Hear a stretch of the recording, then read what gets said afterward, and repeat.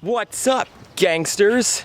I am hanging out by the Black River, but you know what would be more fun? An interview with Black River Remedy. Yeah. And as Justin would say, Well, it's the kind of remedy we need in these trying times. you heard the man. And if you enjoyed this interview, hit the like button if you haven't already. And don't forget to hit the subscribe button along with the bell for notification. And be sure to follow us on all of our notifications. And yeah, you have a good day, guys. Today's interview is Howie from Black River Remedy. Anyways, would you mind introducing yourself first? Yeah, sure. Howie J.D. Howard. Play lead guitar and lead vocals in Black River Remedy.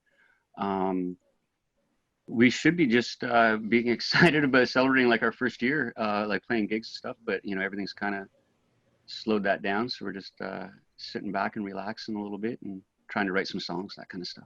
Now, how did Black River Remedy begin? It's something that I started working on a few years ago. Just some songs that I started writing, more acoustic based. You know, changing my direction musically a little bit into something a little bit more country, a little bit more southern rock. And I just started writing these songs, and you know, got a few of them built up. And I was like, you know, it'd be really cool to do a band with those songs, right? And I'd still been playing in rock bands and that kind of stuff. And so it's just kind of putting things together. And I've known Mike for a few years. We jammed together a couple of years ago, and he got a hold of me one night, and he's like, "Hey, I hear you trying to put something together." And I was like, "Yeah." And he goes, "I've got a good friend of mine plays bass. That's Greg." And he's like, "You know, do you want to sit down, you know, talk a little bit, see how things can work out?" And like I said, I've known Mike for a couple of years. I knew he was a really good guy and stuff like that. So I was like, "Yeah, man, you know, let's sit down and have a couple of beers." And they were into the idea musically of doing something, you know, this kind of a little bit different, you know, in terms of not quite rock, not quite country, but like definitely not new country. And they kind of like the idea. So that was about just over a year and a half ago that the three of us got together and started kind of putting things together at that point in time. But, you know, I had a lot of the songs written and a lot of stuff in the process of recording and whatnot. So it was kind of trying to put a live band around that. How did you get the name Black River Remedy? That took a lot of scribbling on paper and just trying to find something that I felt like kind of suited the genre of music that I was wanting to do. You know, you want to kind of people to get an idea that it was going to be something a little bit more rootsy, a little bit more southern rockish. So that was kind of important. And then at that point in time, you know, it was finding something that sounded good when you said it, but that had a little bit of a meaning as well. And you know, so I'm searching Google and that kind of stuff. And you know, the idea of a Black River is there's like something like 4,000 of them in the world. Just about every country has a river that they consider a Black River. By definition, it's a very slow-moving river, shallow, very murky, muddy, that kind of stuff. So when I read that, I had this idea of remedy in the back of my head all along, and I thought, you know, Black River Remedy, you know, is kind of cool. It's a, you know, a break away from, you know, the grind, the mud, the sludge, that kind of stuff. And I thought it kind of had like a, you know, kind of a cool southerny kind of sound to it. So like, you know, we took a vote on it, and nobody threw anything at me when I suggested it. So we thought that'd be cool. How has the coronavirus affected you musically and creatively? Man, that's really deep. You know, we because we filmed with you guys. I think that was like November, and we played a bunch of stuff through November and December. Like right up December 20th, we had, you know, gigs we were playing, and then we planned to take a couple weeks off for Christmas, and we had a gig again at the Richmond at the end of January for for my birthday, kind of a, you know, a party and everything. And we had parted ways with Bill, the drummer that is in the video that you guys shot. And so we had my drummer from Fighting Grace sit in and play with us. And it was kind of like a big party gig. And then we're like, okay, this is going to be it. We're going to take a little break through February, you know, vacations, that kind of stuff. And I was like, this is a perfect chance for me to sit down and finish those little details on the record. So February, we were going along really well and things were happening. In amongst that time, we met Dave, our new drummer. He's a really good guy. He's really into the style of stuff that we're doing. We had about 3 jams with him and a gig booked on, I think it was like March 20th or something like that. And of course, all this started unfolding like on the 13th, 14th of March. So we spent that weekend rehearsing our asses off because we didn't know if we were going to have a gig, and we'd only jammed a couple times with Dave. And so we were getting everything ready to go. And then I think it was on like on the Sunday night, 15th to 16th, something like that, that the messages started coming in. Of course, everything was being shut down. Bars didn't know what was going on. So it was, messages from a couple bar managers, the Elephant's Nest. And I think it was the Richmond that we had booked. And they're like, hey, like we just got to postpone things. And so I kind of went into that going, okay, this is that little bit of time out from life where I can really focus on getting this thing wrapped up. And so March was going really well. And then April, I don't know, maybe the reality, the scope of the situation kind of comes in a bit more. So yeah, personally, like I'm still practicing, I'm still working on stuff, but, creatively, there's ideas there, but at the same time, they all just kind of seem very bland and very generic for the situation that we're going through. So I kind of find on a creative sense, maybe a little bit of a roadblock. Just the anxiety of like, when's this going to get going again? When can we go out and play in front of people? That kind of stuff. So there's just a lot of stuff that goes through your mind, I think currently anything that we've had booked for this summer has been postponed or, rescheduled indefinitely at this point in time until things settle down. So, we went from looking at, we were excited. We were like, March, we're going to start playing again. Things are going to pick up. We were looking to be really busy this summer, hopefully have a record done and all that kind of stuff out for people to listen to. And then, this just kind of, put a bit of a slowdown on everything for the entire world, So what advice would you give to someone who isn't able to handle long periods of isolation? That's a good question.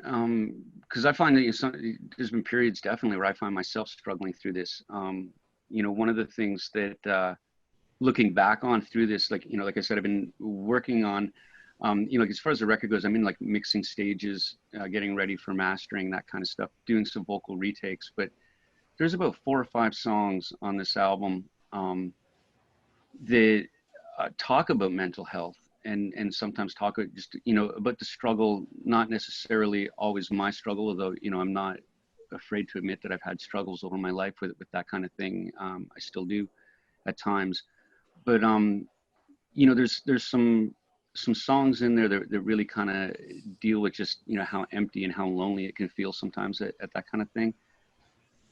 So for me, writing about that helped. I think that's kind of why right now not feeling creative is a bit of a hindrance, because usually that's something that kind of helps me out. But so aside from that, things I've been doing, I try to listen to relaxation audios, meditation, that kind of thing helps a little bit.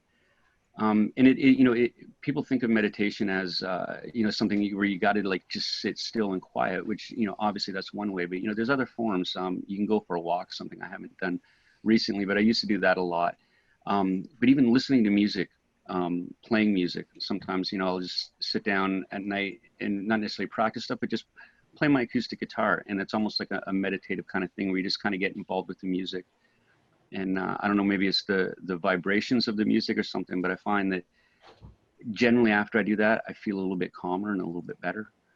So I guess my advice after that long-winded answer would be, if there's something that you do that you enjoy and stuff like that, this is a time to really embrace that and jump into that. A lot of people don't know what tomorrow brings as far as, when are we going to go back to work? When are we going to do this, that kind of stuff. So, it's a bit of a time to explore those things you might not have had a chance to explore. I've been trying to read a little bit, something that I don't do enough, you know, but I found a little bit of extra time just in not as much hustle and bustle, right? Not having rehearsal 2 or 3 times a week, that kind of stuff. So how has it affected your mental health? Um, I have some days where like it's really funny. I was thinking about this the other day, and it's like, you know, my anxiety can be on like 11, and the floor of my depression can feel like it's about, you know, -5, right? Like it's in the basement. And I have days where I really struggle between the two of those, right? You know, because you have this one voice inside your head just telling you you got to have everything done right now, even though nobody knows what to do. You know, and then I have this other side of my voice that's just saying, man, you know, like you don't even need to get out of bed. There's nothing going on, you know. Some days I handle it better than others, you know. Um, for me, my anxiety, it comes out more in just, you know, I get aggravated easily, you know, so, you know, the TV won't work and I'll swear at it or something like that. You know, it's just a simple example, right? I'm not, I don't, I'm not a worry kind of person. I just, you know, I get agitated. And, you know, so I try to keep myself busy when that happens as well. You know, I'm one of those idle minds people. You know, if my mind is idle, if I'm not doing something, then it can really get to me and really drive me nuts. And other than that, you know, just try and hang on and make it through the ride. You know, it's not always easy. Um, but you know, it's part of life. Anybody that goes through that, you know, you start to becomes part of your day. You know, and you know, try to take the good times. You know, is what they are, is the really good times. Do you still practice your instrument or sing alone at home? Yeah, I try to put my hands on a guitar every day at least. Um, you know, it's, and I can't remember, I just saw a quote the other day, and I think it was Louis Armstrong. If I don't practice for a day, I notice it. If I don't practice for 2 days, somebody else notices. If I don't practice for 3 days, the audience notices it, right? But the part that got me is the first line, if I don't practice for a day, I notice it. You know, it's just, I find myself, my fingers playing guitar, you know, it's like any, you know, if you're a hockey player, you know, you miss that one day of training, right? You know, you're going to feel it in your legs. Or if you're, you know, you ride a bike, you know, you don't go out biking one day, or that first day you go out on your bike after the winter time and your legs just feel tired and worn out. I notice that kind of thing in my fingers just when I don't practice, right? So I like to put my hands on a guitar every day, you know, at least 20 minutes, half hour kind of thing. Um, the because I'm trying to retake some vocals and stuff right now for the record, singing practice is really important. So I try to you know, get some time in, whether it's, you know, just putting some songs on, you know, while I'm cleaning up in the studio or something, to singing along with it, or you know, sitting down playing a little mini acoustic set in my basement or something. You know, stuff like that to just try and keep my voice active. And otherwise, you know, playing around with music a little bit outside of Black River Remedy, you know, I've just been just keeping your mind on music, right? So I've been working on some stuff, you know, trying to figure out how to make like electric pianos and B3s like sound cool. So I've been doing that. Kind of keeps your mind involved in music, right? When you're thinking about how to produce another instrument or play another instrument. You know, so things that kind of make me think about music is another good way to practice as well. You know, when we are gigging and stuff like that, the bulk of my practice, aside from just, you know, keeping my hands on a guitar to keep them, you know, fit, for lack of a better term, a lot of my practice just comes from, you know, thinking my way through the songs, playing them in my head. You know, when am I going to play this chord this way, or am I, you know, how am I going to go into this solo? You know, sometimes if I have time, you know, like I'll play through the entire song in my head, thinking about, you know, what Greg or Mike are doing, you know, what the drums are doing, how I would interact with that as we're playing. And, you know, it's almost like playing guitar without having the guitar in your hand, you know. Another thing I used to do a lot, I don't do as much anymore because, you know, I have kids and they're taking the video game stuff. But I used to play Guitar Hero a lot back in the day. That was a really good way to just keep your fingers loose, right? You didn't have to turn your brain off and just watch some colors and play a video game, you know. Mm-hmm. But I found it was a good way to keep just, you know, that dexterity that you can lose quickly. What is your current favorite song to play and or listen to? I go through these like really weird things, like just different things I listen to. A band that I keep coming back to is this band called the Band of Heathens, and we do a song by theirs called L.A. County Blues, but they have this other song I've been kind of noodling around with. This one of the piano parts I was working on, this song called Hurricane, and it's really cool. It's one that you know, if I'm kind of like jamming along to some music at night or something like that, it's one that's been coming up in a playlist a fair bit. And there's this country artist named Jamie Johnson. I've been kind of listening to his stuff and playing a bit of his stuff lately. He's a really good songwriter, and you know, I like the way he crafts songs. So you know, it's cool learning songs by an artist like that, and you just kind of learn the little tricks that they use, right? What are you doing to keep yourself motivated and not give up? Musically, it's just because you know, I started playing guitar when I was about 16, and I've always just really liked playing guitar. You know, it's something that I've always liked to do, and you know, so I struggled through bands for years and that kind of stuff, and it was always like, you know, my main, you know, is the cheesy term, you know, be a rock star when you grow up kind of thing, you know. So I always kind of had like, you know, both my feet in that world, and you know, now I've kind of progressed to the point where you know, I'm motivated because I like to play music. Like I kind of retired. Like when I lived in London, I played in a band called Tommy Rot, and that was the last London band I played in when I lived there. And long story short, my oldest son was about a year and a half old, and I thought that I should stop playing music. And we moved from London. We moved down to Chatham, and about a year later, I had an acoustic guitar, and one of the first things he did was run over and just started banging away on it. And I was kind of like, at that point in time, I was like, if anything, I need to kind of keep playing music for my kids, just to, you know, it's a good learning tool, right? And so then that kind of dragged me back into it. You know, I really missed the fun of getting together with 3 or 4 people in a room and making loud music, making loud noise. You know, the long, you know, the drive to the gig and the long day that becomes and everything, but it's fun, you know. At the end of the day, you know, you have a good time. You know, from beginning to end on a day of a gig, it could be like 14, 15 hours by the time you get home and get to sleep. And but man, you know, even with all it's problem solving, and even those little problems, sometimes it's just fun solving them. You're hanging out with people that you like to make music with and enjoy spending time with. And so these days, that's kind of the motivation, you know. Anytime I can get in a room and turn my guitar up a little bit too loud and make some noise is exciting for me.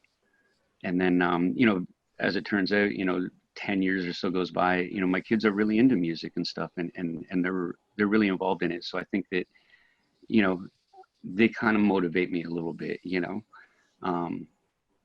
It's fun to be able to show them how to do something. You know, my oldest son, Gibson, you know, he's got a laptop and a computer interface. He's 12. He's making music, writing songs and stuff. And it's the coolest thing, you know, to be able to see where he's doing on that thing, or I'll hear him play a guitar part or something. I'm like, you know, those are the notes that I would choose, right? So, you know, these kinds of days, you know, my youngest son, Marshall, he likes playing drums and that kind of stuff. So, you know, it's cool. Just, it motivates me to motivate them a little bit, I guess. You know, it's a circular thing. What kind of gear do you use? I really, for the longest time, you know, I've used a Marshall amp as long as I can remember. There's, you know, I grew up loving, you know, like Guns N' Roses and stuff like that. So, you know, Marshalls were kind of the sound of that era. For the longest time, I pretty much only played Les Pauls. The last year or so, I bought a Telecaster, and so now it's between my Telecaster and my Les Paul, they're like my 2 main guitars. You know, I have a couple of. I don't use a lot of effects and stuff. You know, I have like my pedal board. I got a wah pedal, an overdrive just in case I need a little bit of extra dirt. I keep with Black River Remedy. I keep the gain brought down a fair bit on the Marshall. So sometimes you just need that little bit extra, you know. So I have like a Behringer knockoff tube screamer that I use for that. You know, I got a phaser pedal and a volume pedal, some reverb. That's about it. I don't use a lot of effects and stuff. You know, so that's basically my rig, really. Yeah, it's between you know, either a Fender or a Gibson, and into my Marshall, and a couple little toys in between, but not much. So what would you like to see happen after the lockdown is over to help you musically? When everything's over and we can actually go out again, I think the thing that would help me the most musically is just showing up at that first gig, and you know, probably the 20 after that, and the bar is just full and everybody's just there ready to have a good time. You know, that's the kind of the thing that goes through my mind, is I keep thinking, you know, as much as cabin fever is driving me nuts, I'm sure that everybody that's going through this is feeling the same thing. And I imagine that once we can actually go out and play again and do the things that we like to do, hang out with our friends, you know, the best place to do that is going to be your local corner bar. And we're probably looking at a case of not being able to see big concerts for a long time, you know, maybe even a year or so before we get to see some of those big tours. So I really hope that people will take that opportunity to check out local live music in your hometown, wherever you live. Some of the best music you'll ever hear is going to be from people that you don't even know. And it might even be a kind of music that you don't even regularly listen to or like. You know, the amount of times that I've walked into a bar just because, you know, a friend wants to go, and you end up seeing this, you know, grindcore band or something, you know, you have no interest in, like hard metal, and just they'll captivate you, you know. And that's the thing that, you know, you know, that's why people go, you know, spend, you know, $300 to see the Stones or to see their favorite band, right? Is you want to be in that moment and just have a good time. So, you know, you can do that at your local bar. And like I said, there's hundreds, if not thousands, of incredible bands, you know, in London, in Chatham, in Toronto. Like, they're just everywhere. You know, you just got to look around for them a little bit. And sometimes they're under the carpet, but you know, when you find them, man, you know, it'll be a good time. So, any current plans to release any music or acoustic tracks? You know, in the back of my mind, you know, I think it'd be really cool to sit down and, you know, maybe, you know, try doing, you know, a handful of acoustic takes of the song off the record. You know, pretty much everything that's going to be on there out of the 9 songs, they were all written, started out with an acoustic guitar and vocal. You know, so it might be kind of cool to explore that and maybe put, you know, something like that out for people to see. I've been nervous of doing the live Facebook video thing, just because I see so many people doing it that I don't want to get lost in the sea of everybody live streaming. But the quality is so up and down, and I know I don't have stuff to do it properly, so I've been kind of shying away from doing that because I'm afraid of putting out you know, just a crappy looking video, right? You know. Any new content coming out, like music videos or set videos? I don't know. I know everything that we did in November after we played with you guys, like after we did the show with you guys, and through December, I know Mike had set up a couple of GoPros. I don't know. I know we were collecting footage from that, but we hadn't really talked about doing anything with it at this point in time. You know, my main focus initially has just been trying to get the record done. It seems like a long time ago that I started it, and you know, little things come up, you know, like playing live gigs and that kind of stuff, and you got to put your energy into that. And so for me, you know, I really want to get that done and available, and then you know, hopefully we can get you know, some other stuff happening with that as well. So what are some ways people can support you while they're at home? Right now, that's a really good question, because we don't have we don't really have any content online right now. You know, the thing that you know, that's been the I guess the rush on my end is to try and get the record done so we can at least get it out on streaming services. So then that way people can hear it and whatnot. And I guess with that in mind, an idea that I'm toying with, I don't know how it's going to pan out, but I'm thinking about trying to do, if we do it streaming first, then I'm going to trying to find some way to do an additional track or two on the actual CD release itself, just to try and keep it different, so that, you know, maybe there'll be some people more excited about that when that happens. But it was an idea that I started kind of toying around with the other day. I don't know, it might be, you know, it might be an extra song, just like a cover version of something, might be some acoustic tracks or something. I haven't really completely sorted that out. But the initial goal would be to get the 9 songs done, get that available for streaming, and then hopefully, you know, within the time period of when that happens and when we can get out and play live again, then we'll have, you know, an actual product. That's the thing, you know, it's funny because, you know, for me, you know, having that hard product, that CD, that whatever that you sell out of the trunk of your car, off the side of your stage, you know, it's pretty much the way I grew up selling music, right? So, you know, venturing into the world of streaming and all that kind of digital stuff is a little bit of a new world for me. And so I don't know all of the opportunities that are out there, but, you know, we're trying to investigate those and figure out what we can. Do you think social media, free concerts, or live interviews may boost the online following of bands and musicians online during this time? I think that's the theory, you know, that's the idea.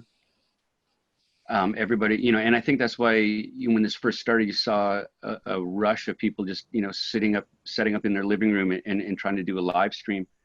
And, you know, I guess you start to, you know, the needle in the haystack, or the stadium of everybody with megaphones shouting at each other and that kind of thing. You start to get lost in the noise, right? So I think that, you know, social media and the internet, it's a very powerful tool, and it's a great tool. And I'm sure that if I had that tool, you know, 25 years ago in the mid 90s, you know, it would have made things a lot easier for us. But, you know, at the same time, you know, back then, you know, we go out with, like, you know, a stack of hand flyers, and, you know, you'd wait till a big band was in town, you wait till their show got out, and you'd stand there and you'd pass your flyers out to people on the way out and that kind of stuff. But to a degree, I felt like that was a little bit more effective because we were meeting people face to face. When you get into social media and stuff like that, you know, that's where it's hard. You know, you got to create that content, right, to make people feel like that they're there with you, that they're meeting you. So yeah, you know, I think, you know, interviews and this kind of stuff, it's good.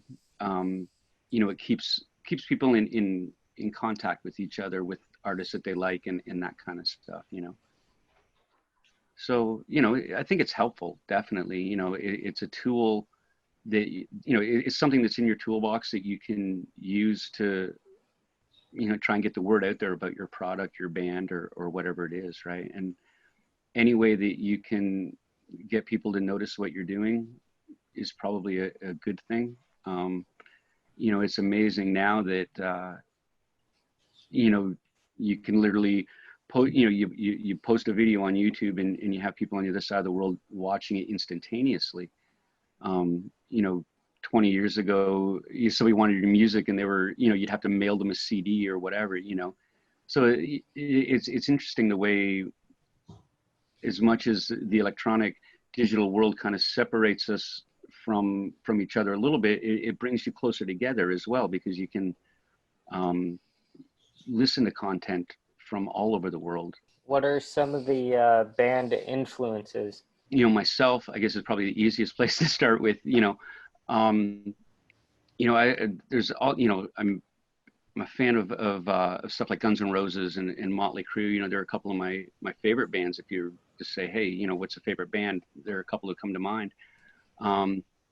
You know, I enjoy, you know, like NWA and Wu-Tang and stuff like that as well. You know, on the you know, I like Frank Sinatra. You know, I like Willie Nelson. He's like one of my favorite songwriters. You know, so I have a wide range of stuff that I liked. I spent a lot of years playing punk rock, so there's a lot of those kinds of obscure bands that you know, I really dig, and that kind of stuff.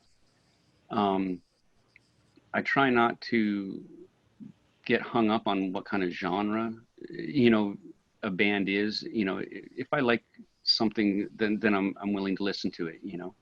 Mm-hmm. And I think it's important to be open-minded. just as an artist, but like as a person, just, you know, being open-minded about other kinds of music, you know, it's amazing the different kinds of things that you'll hear, you know. What do you miss most about playing shows? Everything. You know, there's an excitement about it from a personal standpoint. You know, it's like, you know, that day when you have a gig, you know, to me, it always feels like when I was a kid on Christmas morning. You know, there's just that little bit of extra energy inside yourself, you know. You're excited for the day. You're excited to go out and, you know, see some of your friends, meet people that you haven't met before, and you know, play music that you like to play. You know, so that's a big thing for me. I think there's been times where, you know, you get those special gigs where everybody's excited about it, you know, and there'll be a little bit of a buzz about it, and that's just a different level. And you know, those days are a lot of fun because there's just like an excitement in the air almost, you know. And you know, I guess it's a little bit more contagious in certain situations, but you know, when it comes time for you know, the night of a show, you know, there's an internal excitement that I'm happy to be there. That's where I feel most relaxed. It's when I have that you know, that 40 minutes of the set that you're playing, you know, and it's just kind of like you and a guitar and a microphone and a couple other people on stage. What venues would you like to play it in the future? I don't think there's really any place that I wouldn't want to play. You know, I just love playing music. You know, some of my favorite venues, you know, I was really excited that, you know, when we played the Richmond with Black River Remedy, you know, when I lived in London for about 4 years or something like that, you know, it was a place that I hung out a lot. So it was cool to go play there with that band.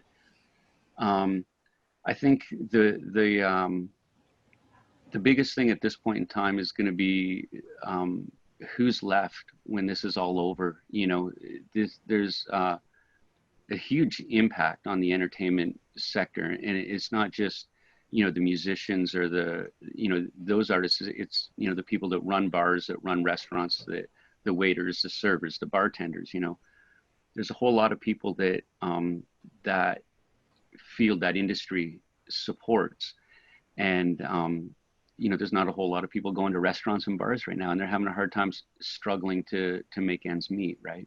Mm-hmm. So I think, you know, when this is all over, the bars that are left that were able to survive this storm, I'll be super excited to play there. You know, I can't wait to get together and just have fun for all of us again. You know, that was the thing, you know, when you get those nights, you know, and the crowd's having fun, the band's having fun, you look over, you realize that the bar staff's having a good time when you're there, and just everybody's happy to be in that moment. And, you know, that's what I'm looking forward to. It doesn't matter to me what the name on the door of the bar is. Any place with that kind of environment, I'll be excited to play. Is there any plans for merch in the future? Yeah. I've been trying to tie up some ideas for some t-shirts and stuff. I want to try and keep something cohesive with whatever the artwork's going to look like for the record. And it should be more on a front burner thing than it is right now. But, you know, it's something that, you know, I'm kind of sketching out some concepts and some ideas and that kind of stuff. So hopefully when I move into that area of trying to figure out exactly what the packaging and what things are going to look like cover-wise, then we'll be able to transfer some of that kind of stuff over to some t-shirts and some cool stuff like that. One of the goals that I do have with this band is trying to do as much of that kind of stuff in-house as we can. You know, a couple of bands that I had in the past and stuff, you know, we took a real punk rock approach. We'd make our own t-shirts, we'd make our own jewelry, our own hats or whatever, right? And that was always part of the fun, you know, of being an independent band, was trying to figure out how you're going to make that stuff. So probably just for my own sake, you know, we'll try and do some of that stuff on our own, just for the fun of it and just for the punk rock ethic, you know. Are there any other local bands or acts that you'd recommend checking out? You know, I haven't seen anybody play for a few months now, but, you know, a friend of mine, Marty, he's got a band, Snakebite. You know, they're pretty good guys.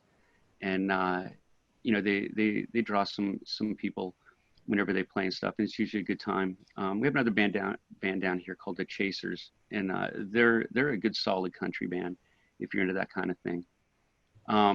There's a buddy of mine, his name's Thomas, and the guy's, I'm trying to think of, he's got like some incredible bands. He lives out towards Blenheim. I think one of his bands is like Noisebleed or something like that, but they got like some really cool grungy punk kind of stuff, you know. So what is the recording process of the upcoming album? I've been, it's been a complete in-house type thing. I got a kind of studio setup going on down in my basement, and everything that's on it I've done, because I started putting the album together before Mike and Greg and Dave got on board. So I played everything on it, which was just fun from that aspect, you know, getting to sitting down and figuring out what the bass line should sound like, and, you know, orchestrating the drums and producing the drums. You know, a lot of software was involved for the drums and stuff, but it's been a really cool journey on that aspect, just wearing all those different hats, being a producer, being an engineer, being a guitar player, a singer, and all that kind of stuff. So during that process,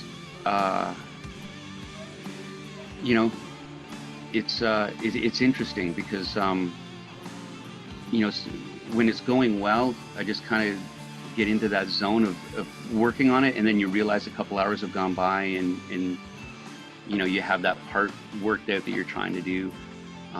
You know, I'm sure you guys, it'd be a similar situation. You know, you got a stack of video and you're editing it, and you just kind of get into that mindset, and it's like, this cut goes here, this cut goes here, these go, you don't even question what you're doing, you know, it's just, it's all happening organically. And you get into those times, you know, and you know, that's really when the stuff happens that is good. You know, it's when you're struggling and you're fighting it that I find that, you know, you're usually not as happy with your product in the end. So with all of that in mind, because I was doing everything kind of on my own, it was recorded in layers. You know, it's like put the drums together, put a bass line over top of that, put a guitar part over top of that, you know. So one of the fun things for me was trying to take that and make it not sound like it was one person playing, layering themselves a million times. I wanted to try and make it sound as much like an actual band as possible. As I've gotten some friends and stuff to listen to, you know, some preliminary mixes as we've gone along, you know, I've gotten, you know, some positive feedback on that they, you know, they didn't think it sounded like, you know, just one person sitting doing it on their own. So that made me kind of happy. But yeah, you know, it was, I've been trying to do things in sections, you know, so it's like, you know, work on all the guitar parts together, work on all the vocal parts together, just so I don't get one song into a finished state and then you have the rest of the project waiting to catch up. Again, because I'm trying to do as much in-house on our own as possible. You know, I you know, try to get everything recorded, get everything into a level where it's a balanced mix. And then from that point, I'll spend a little bit of time just mixing, trying to make it sound nice. You know, some of those little pleasurable things you put in, you know, like the little reverbs that do these little things and whatnot. And then after that, it'll be a process of mastering.